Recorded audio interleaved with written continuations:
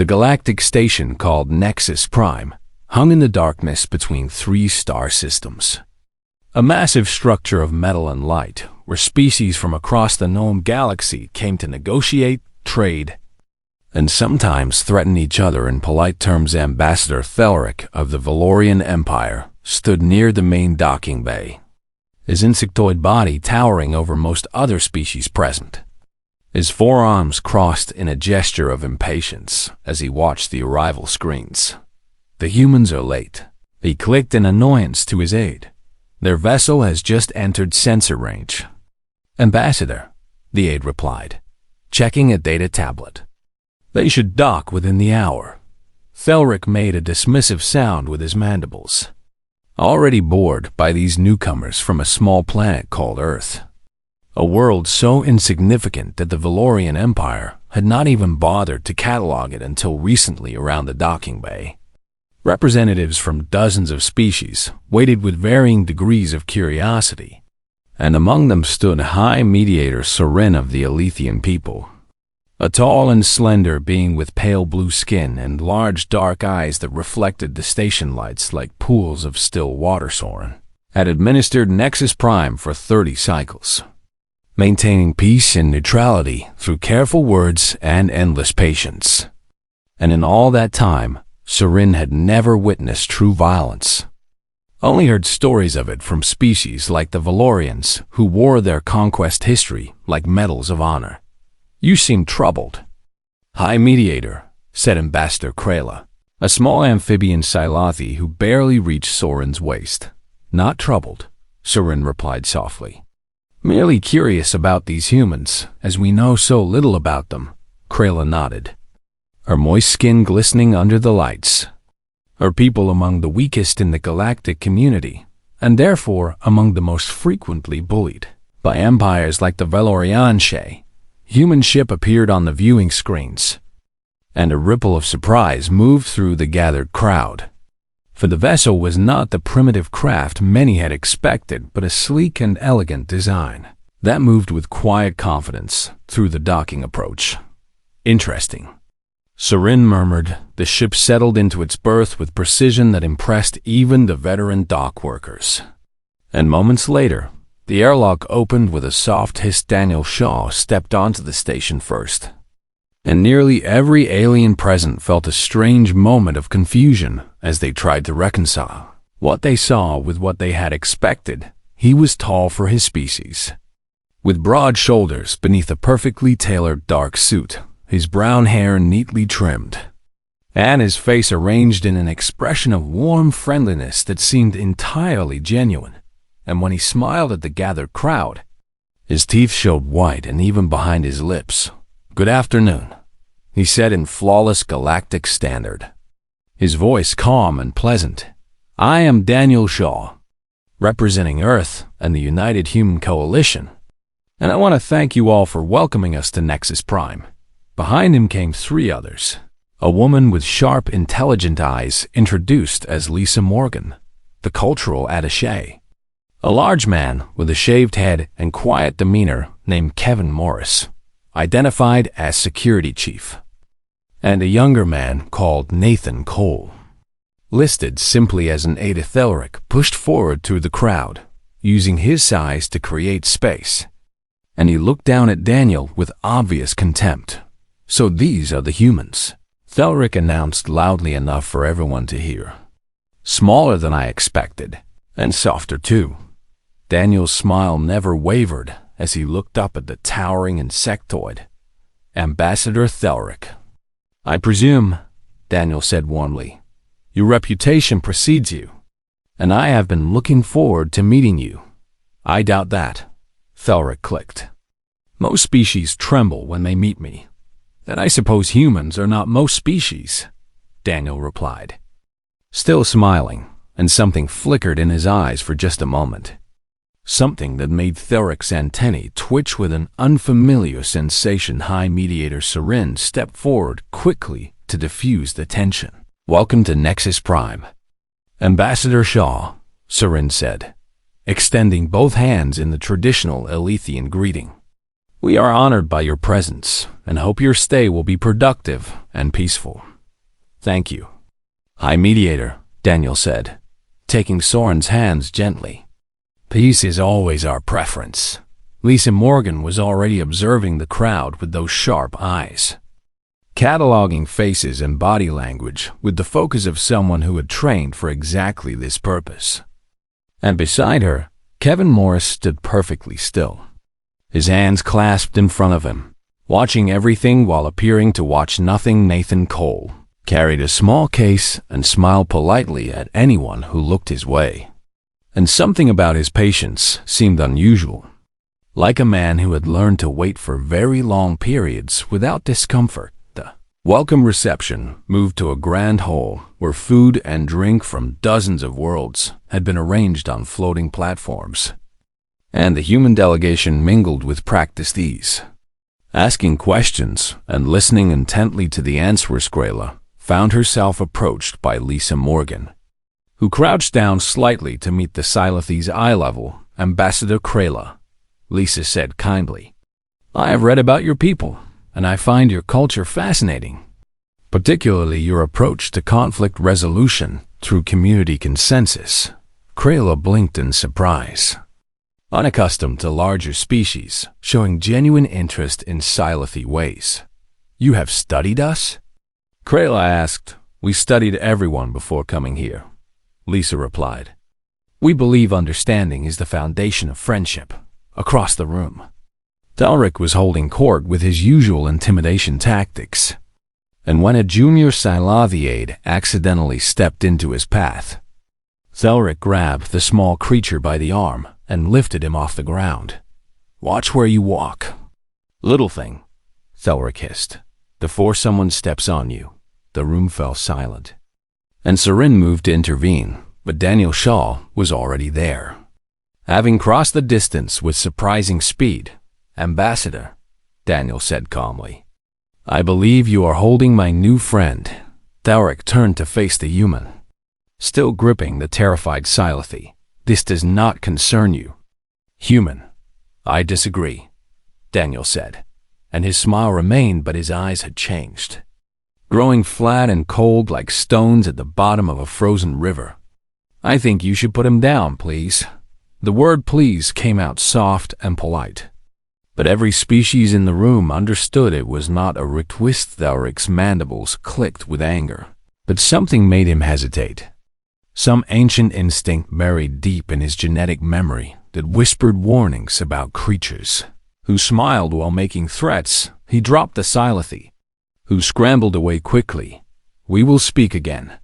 Human, Delric said. I look forward to it, Daniel replied, his warmth returning as if it had never left. After all, we have so much to discuss. Soren watched the exchange with growing unease, having noticed something that troubled the peaceful Alethian deeply. For when Daniel Shaw had moved across the room, the other three humans had shifted their positions simultaneously without any visible signal, spreading out to cover angles and exits like a pack of predators preparing for a hunt. And when Daniel had faced Delric, his smile had never touched his eyes at all. The days that followed the welcome reception brought a strange tension to Nexus Prime, a feeling that something had shifted in the balance of power that most species could sense, but none could quite explain. Ambassador Krayla waited until the third night cycle before approaching the human quarters, her heart beating fast with fear and desperate hope as she pressed the door chime. Lisa Morgan answered, dressed in comfortable clothes with her hair loose around her shoulders, and she smiled warmly when she saw the small Silithi standing in the corridor. Ambassador Krayla, please come in, Lisa said, stepping aside. We were hoping you might visit. Krayla entered the human quarters and found Daniel Shaw and Kevin Morris seated at a table, cups of something dark and steaming in their hands. And Nathan Cole stood by the window looking out at the stars. You knew I would come? Krayla asked nervously. We suspected, Daniel said, gesturing to an empty chair that had been adjusted to Silithi height. You have the look of someone carrying a heavy burden. And we have learned to recognize that look. Krayla climbed into the chair, her webbed hands trembling slightly. The Valorians are pressuring my people, she said quietly. They want mining rights to our ocean moons. And they have made it clear that refusal will have consequences.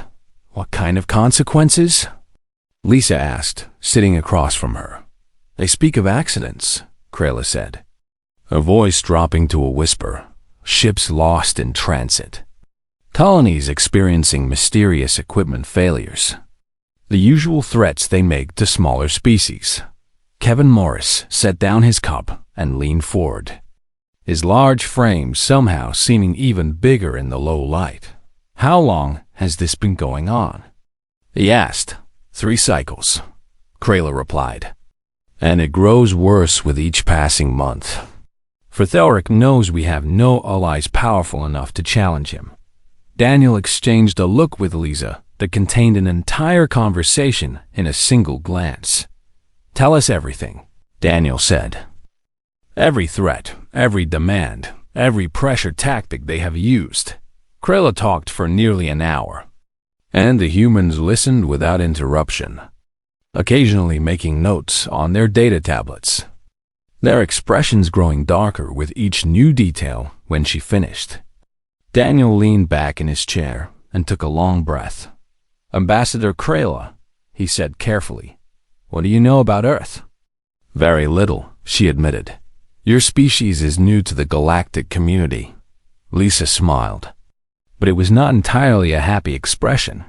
Let us tell you about our world, Lisa said, and then you will understand why we might be able to help.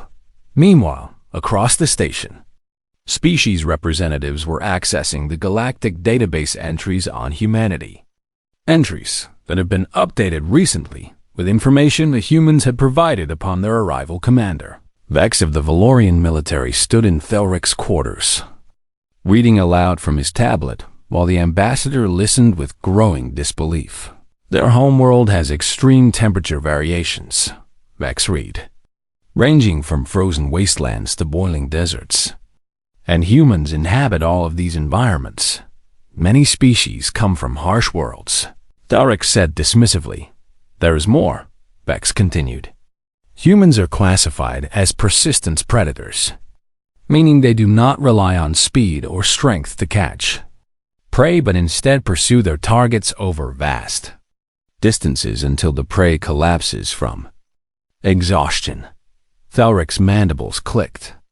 Uncertainly, they chase their food until it dies from running? He asked. Apparently so, Vex confirmed.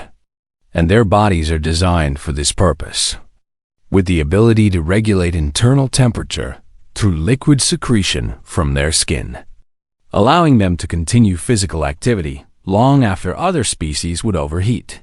Vex scrolled further, his own discomfort growing.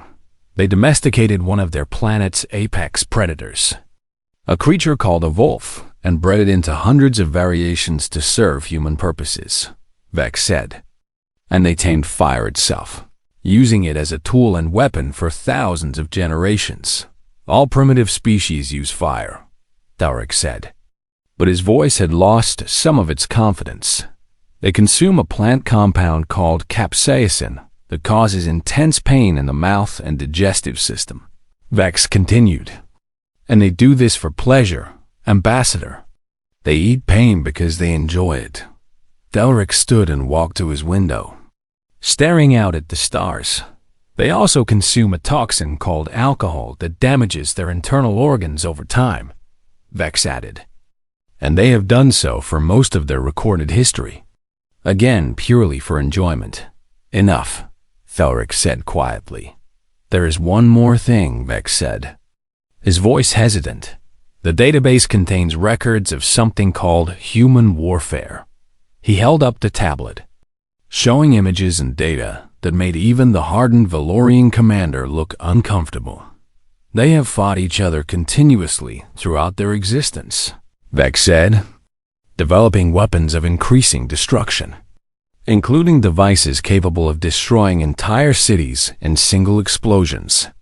And at one point, They built enough of these weapons to render their entire planet uninhabitable several times over. Why would any species create such things? Thelric asked. The records suggest they did it because other humans had the same weapons, Vex replied. They threatened their own extinction as a negotiating tactic against each other.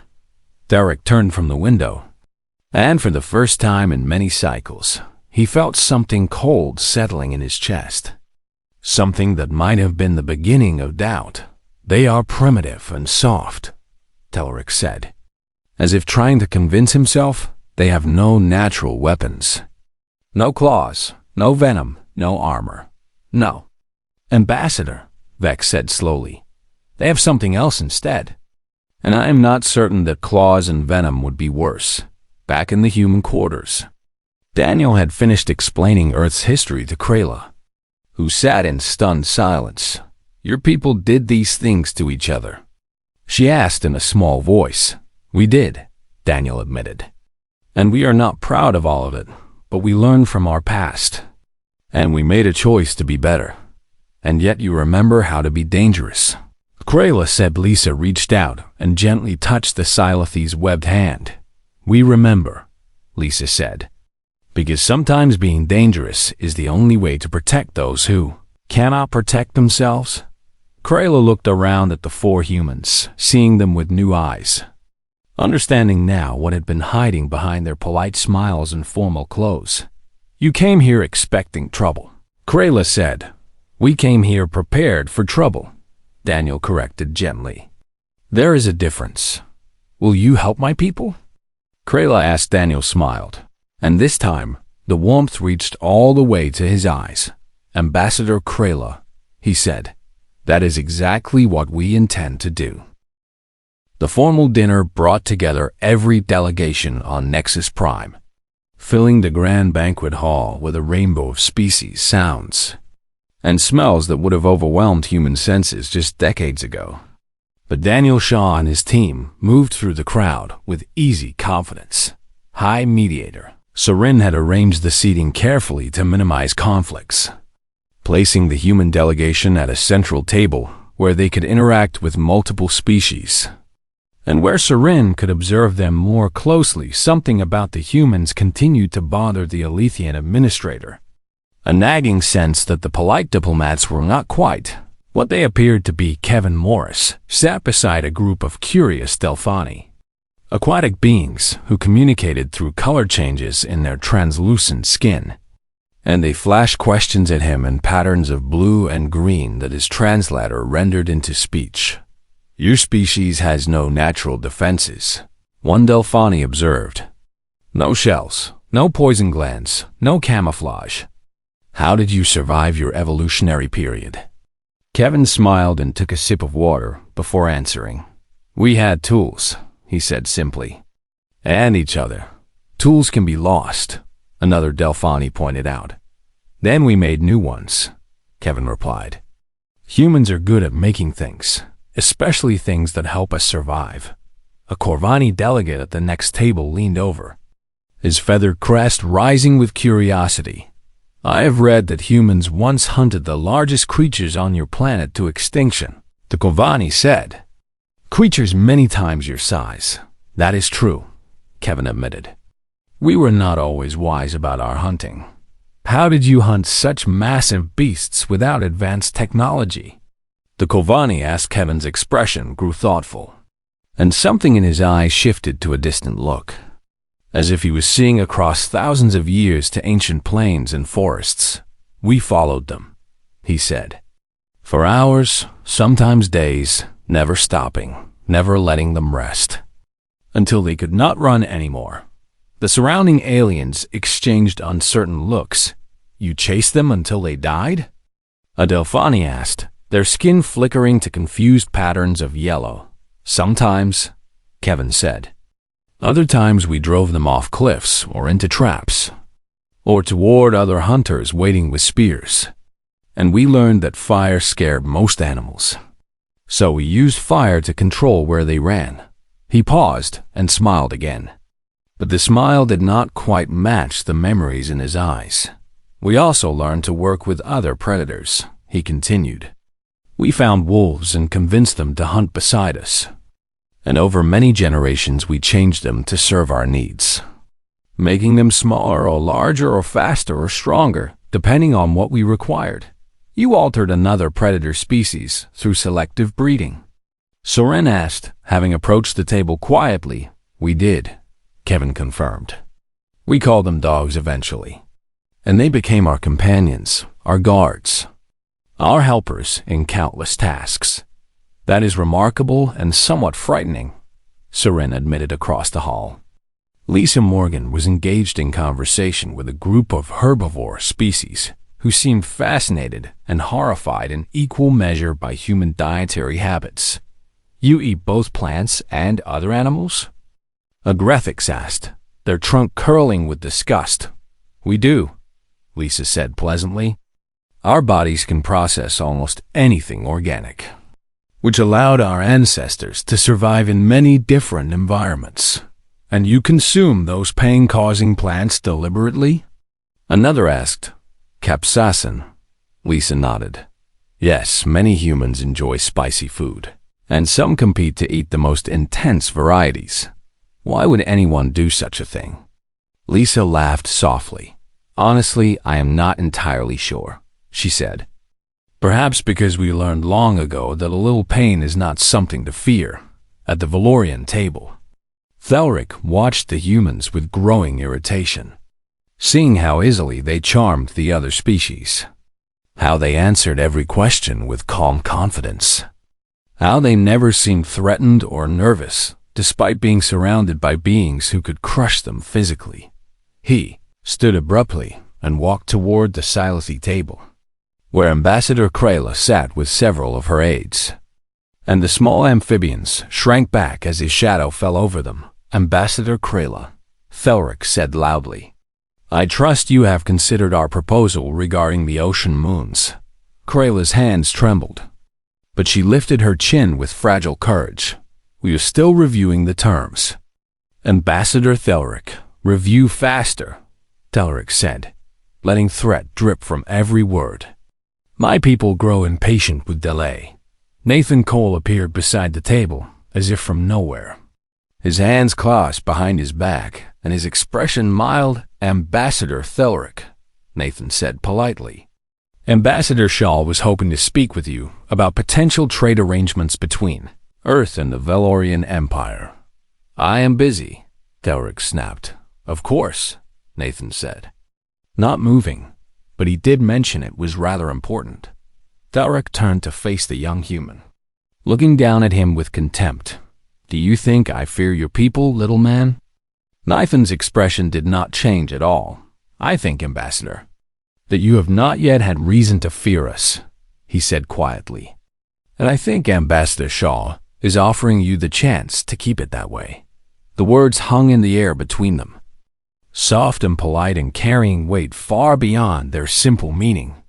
Thelric's mandibles clicked angrily. But before he could respond, Daniel Shaw approached with High Mediator Soren at his side. Ambassador Thelric, Daniel said warmly, I apologize for the interruption, but I have a proposal I think you will find interesting. I doubt that, Thelric said. Then prove me wrong, Daniel replied, still smiling. Unless you would rather continue intimidating smaller species at a diplomatic dinner, which I suspect High Mediator Soren might find inappropriate. Soren straightened slightly, recognizing the political trap being laid. Ambassador Shaw is correct, Soren said carefully. Threats between delegations during formal functions are considered violations of station protocol. Thelric looked between the human and the Alethian, feeling the situation slipping away from his control, and his rage built behind his eyes like a storm. You challenge me, human? He demanded. Not at all, Daniel said. I simply want to understand each other better, and perhaps you would be willing to demonstrate the superiority you claim so often. What kind of demonstration? Daniel's smile widened just slightly. A simple test of endurance, he said. Nothing more, for I have heard the Valorian Empire values strength above all things. And I think it would be educational for everyone here to see such strength in action. Thalric's rage crystallized into cold determination. You propose a competition? I propose a conversation, Daniel said. Conducted through action rather than words. Unless you would prefer to decline. The word decline landed like a slap. And every species nearby understood that. Thalric could not back down now without losing face before the entire station. Name your test. Human, Thalric said. Daniel's eyes caught the light, and for just a moment, something ancient and hungry looked out from behind them. We run, Daniel said simply, and whoever stops first loses. The station training facility had been converted into a running track at High Mediator Soren's direction, with viewing platforms arranged around the perimeter where species from every delegation gathered to witness what many were already calling the most unusual diplomatic event in Nexus Prime history ambassador. Thalric had chosen Commander Vex to represent the Valorian Empire, and the scarred warrior stood at the starting line in lightweight armor, his forearms loose at his sides and his compound eyes fixed on the human beside him. Daniel Shaw had removed his jacket and rolled up his sleeves, wearing only his formal pants and a simple white shirt, and he stretched slowly while the crowd murmured with speculation. This is foolish, Vex said, not bothering to hide his contempt. My species evolved for combat, and we can sustain sprint speeds that would leave you far behind. Then it should be easy for you. Daniel replied pleasantly. High Mediator Soren stepped forward, clearly uncomfortable with the situation, but bound by protocol to oversee it. The rules are simple, Soren announced. Both competitors will run continuously around this track until one stops or falls, and the one who remains running wins. For there will be no attacks, no interference, and no artificial aids. How long do you expect to last, human?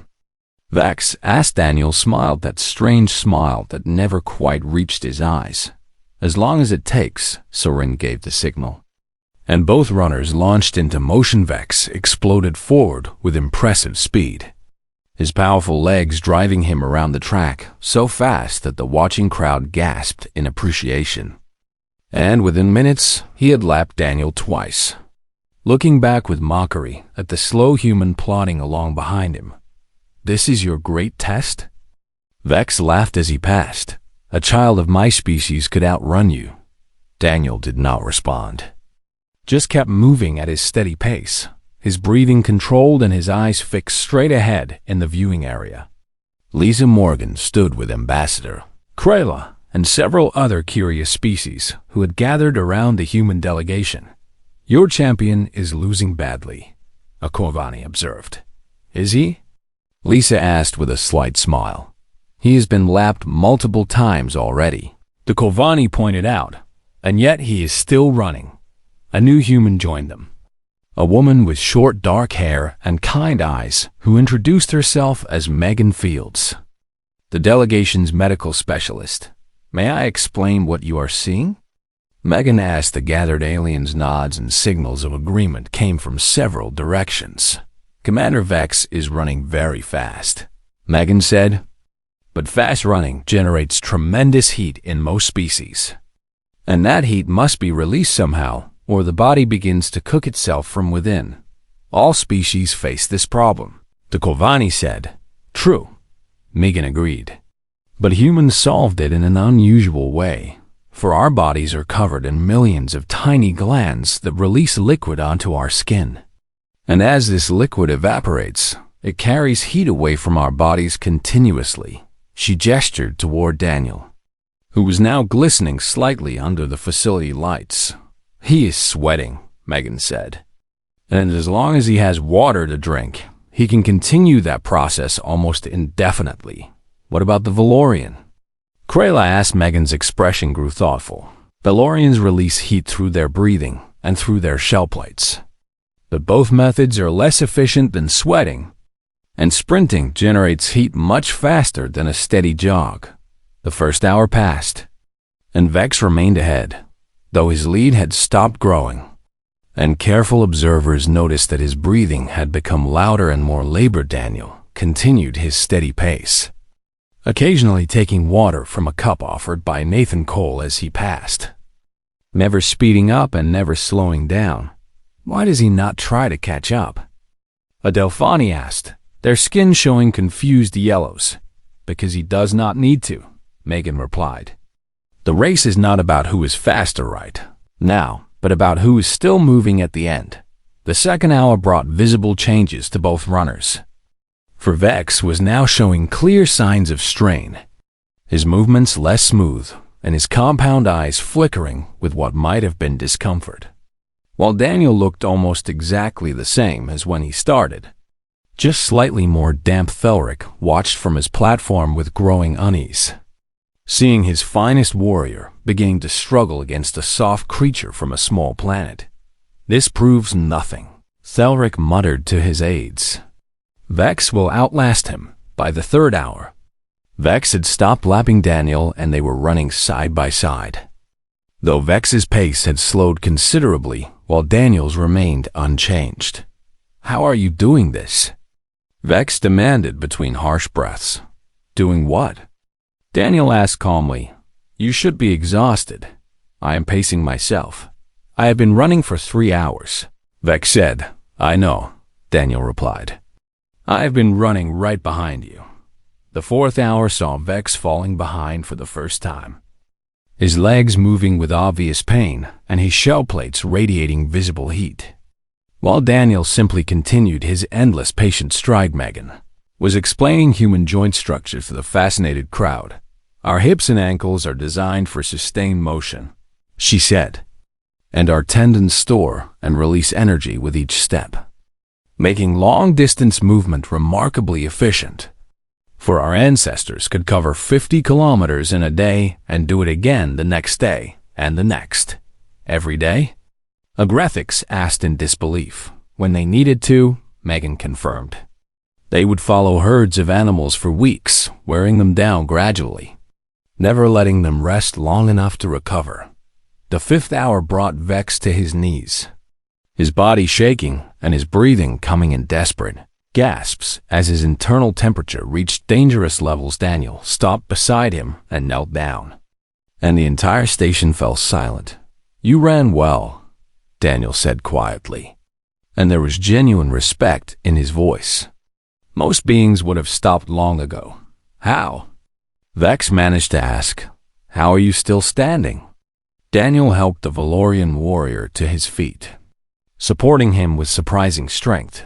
Because this is what humans do, Daniel said. We do not stop, we do not give up.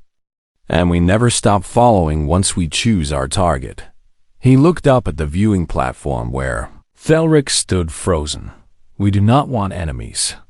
Commander Vex, Daniel said, loud enough for everyone to hear. We want friends, we want allies, we want trading partners and fellow explorers. His voice dropped lower. For Vex alone, but when we must have enemies, we hunt them the same way we hunted everything else on our world. And we do not stop until the chase is over. Medical staff rushed onto the track to help Vex, who was led away on shaking legs. And Daniel walked calmly to collect his jacket from Lisa. That was impressive, Krayla said softly. That was a warning, Lisa replied in his viewing platform. Thelric received a message on his personal communicator that made his blood run cold. For his intelligence officers had finally uncovered what the human delegation had been hiding. Since their arrival, they had not come alone, and the support staff on their ship were not support staff at all.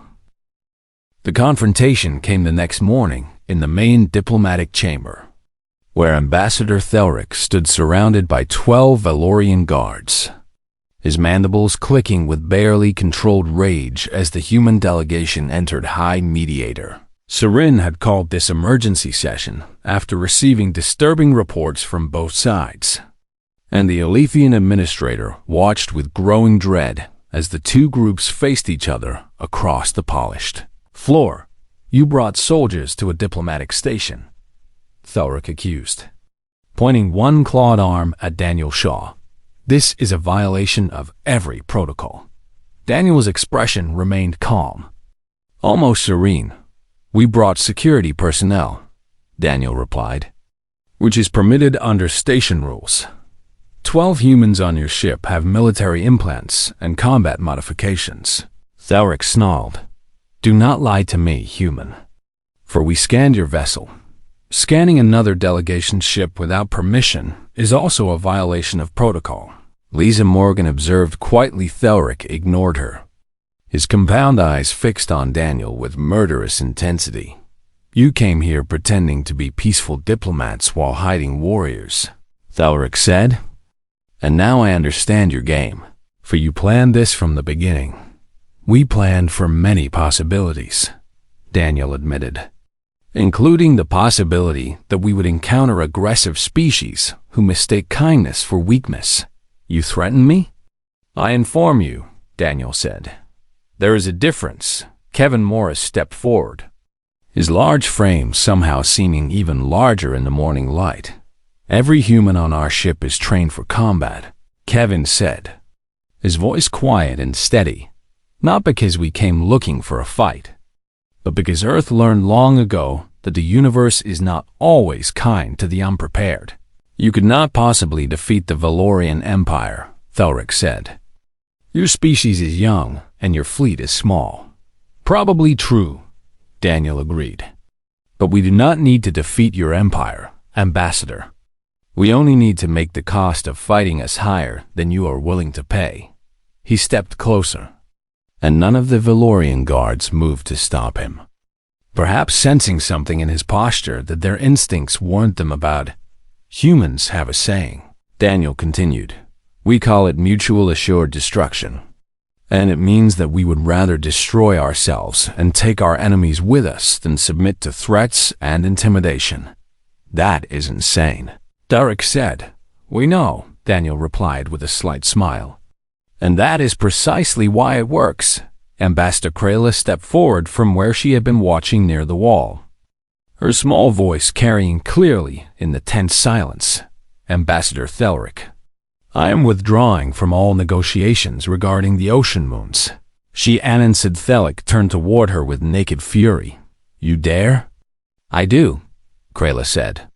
And though her voice shook, she did not retreat. The Scilethi people are placing ourselves under the protection of Earth and the United Human Coalition. The chamber erupted in shocked murmurs from the observing species. You cannot do this. Thalric snarled. You are ours. You have always been ours. We were never yours, Krayla said, finding strength from somewhere deep inside. We simply had no one willing to stand with us until now. Thalric made a sharp gesture, and his guards began moving toward the Scilethi delegation. What happened next would be replayed on station recordings countless times in the cycles to come. The 4 visible members of the human delegation moved with perfect coordination, spreading out to form a protective line in front of the Scilethi. And from entrances around the chamber, 8 more humans emerged, having slipped through station corridors without triggering any alerts. 12 humans against 12 Valorian warriors. And somehow the numbers did not seem equal at all. Ambassador Thalric, Daniel said, his voice losing all warmth and becoming something cold and ancient. I am going to explain something to you once, and you should listen very carefully.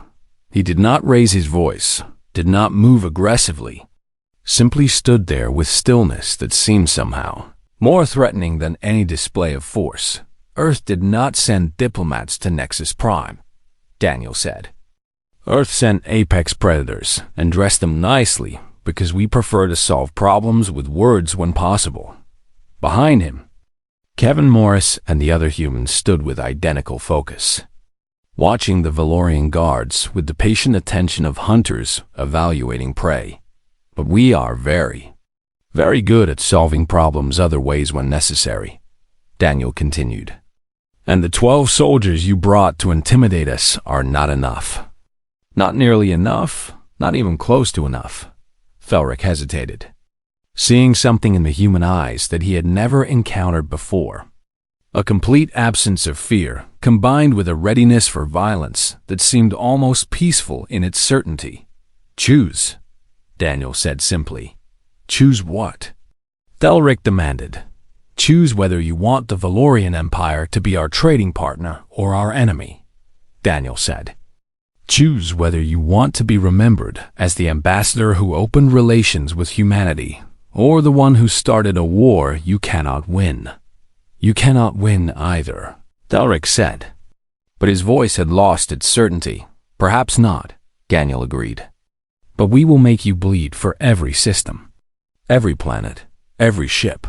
And when the fighting finally ends, your empire will be so weakened that the species you have bullied for so long will rise up and take back everything you stole from them." He gestured toward Krayla and the other smaller species watching from around the chamber. "Or you can shake my hand, agree to fair trade terms, and go home with a new ally who will stand beside you against actual threats instead of wasting resources fighting us."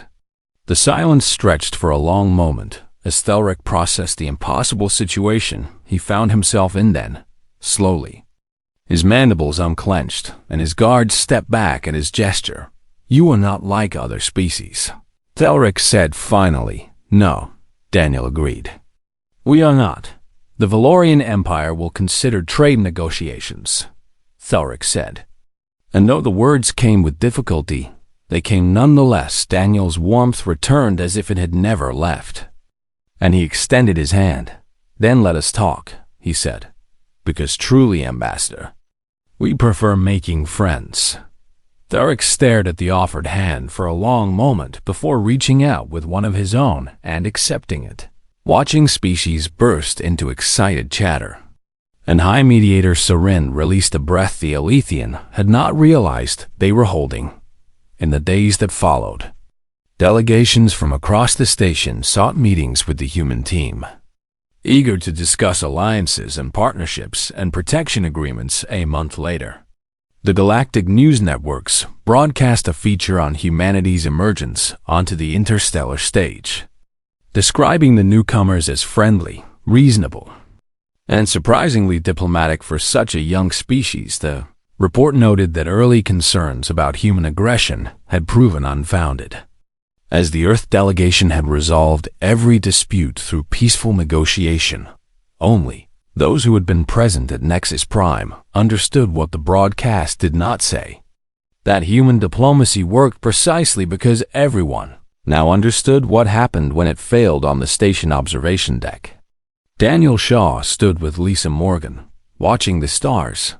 "Do you think they will remember?" Lisa asked. "They will remember," Daniel replied. "That is rather the point," he smiled, and somewhere behind that gentle expression, an apex predator smiled with him. "Now," he said, straightening his suit, "who wants to discuss trade agreements?"